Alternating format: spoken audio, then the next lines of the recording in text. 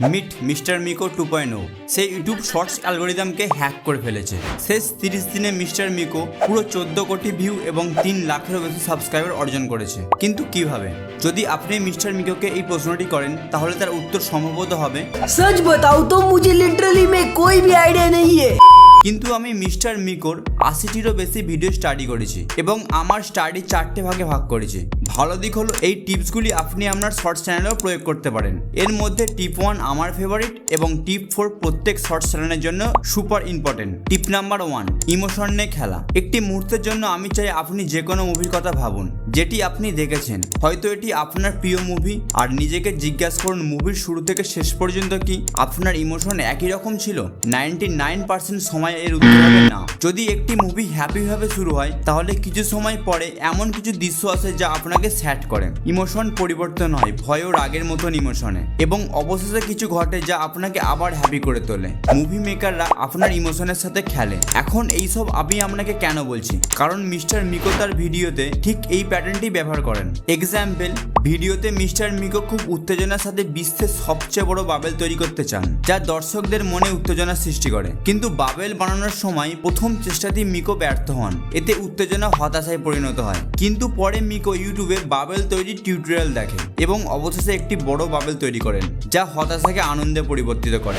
মিকোর প্রায় সব ভিডিওতে একই প্যাটার্ন রয়েছে। যদি আপনি আপনার ভিডিওতে আকর্ষণীয় করতে চান তবে দর্শকদের ইমোশন নিয়ে খেলুন। তবে আপনি ইমোশন সৃষ্টি করবেন কিভাবে, যখন আপনার ভিডিও কেউ দেখবেই না? এই জন্য মিস্টার মিকো কিছু এমন করেন যা আপনাকে পুরো ভিডিওটি দেখতে বাধ্য করে। টিপ number 2, editing for the algorithm.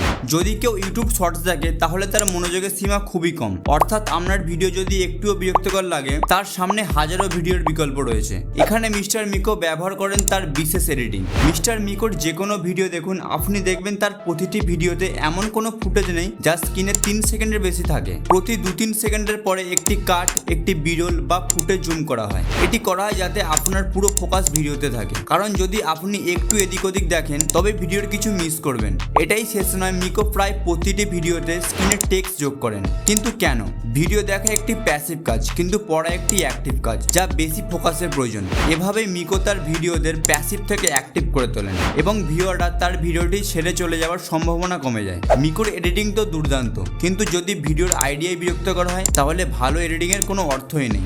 এখানেই আসে টিপ number 3, unusual video idea. Example, rubber তো সবাই ইউজ করেছে কিন্তু শেষ কেউ করেনি। চার্জার সবাই ব্যবহার করেছে কিন্তু আলুর দিয়ে চার্জিং। গুগলে ডাইনোসর ওয়েল গেম তো সবাই খেলেছে কিন্তু সম্পূর্ণ কেউ করেনি। মিস্টার মিকোর আইডিয়ায় খুব সাধারণ এলিমেন্ট ব্যবহৃত হয় যা সাধারণ মানুষ রিলেট করতে পারে, এবং একই সময় মিকো তাতে একটু টুইস্ট যোগ করেন যা আইডিয়াকে আরো ইন্টারেস্টিং করে তোলে। ফেভিকল তো সবাই ব্যবহার করেছেন, তাই না? কিন্তু ফোন আনলক করার জন্য ব্যবহার করেছেন। কিছু এমন করুন যা সাধারণ মানুষ করে, কিন্তু তাতে একটু টুইস্ট যোগ করুন। মিকোর টাইটেল সবসময় 50টি ক্যারেক্টারের কম থাকে, এই জন্য এগুলি সহজে বোঝা যায় এবং হিউজলি ক্লিকেবল। ফাইনালি আসি টিপ নাম্বার 4, যেটা সমস্ত শর্টস ইউটিউবারদের জন্য মোস্ট ইম্পর্টেন্ট। এটা হলো রেগুলার আপলোড। একটা ইউটিউব শর্টস ম্যাক্সিমাম কতক্ষণ হতে পারে? 15 সেকেন্ড, 30 সেকেন্ড, সবচেয়ে বেশি 60 সেকেন্ড। যেহেতু ইউটিউব শর্টসের সময়কাল এত কম, সেগুলি সহজে গ্রহণযোগ্য এবং হজমযোগ্য কন্টেন্ট হয়ে ওঠে। যদি আপনি একটি ভালো ইউটিউব শর্টস দেখেন তাহলে আপনার মন ভরবে না, বরং আপনি আরো এই ধরনের শর্টস দেখতে চাইবেন। তাই ইউটিউব শর্টস ক্রিয়েটারদের জন্য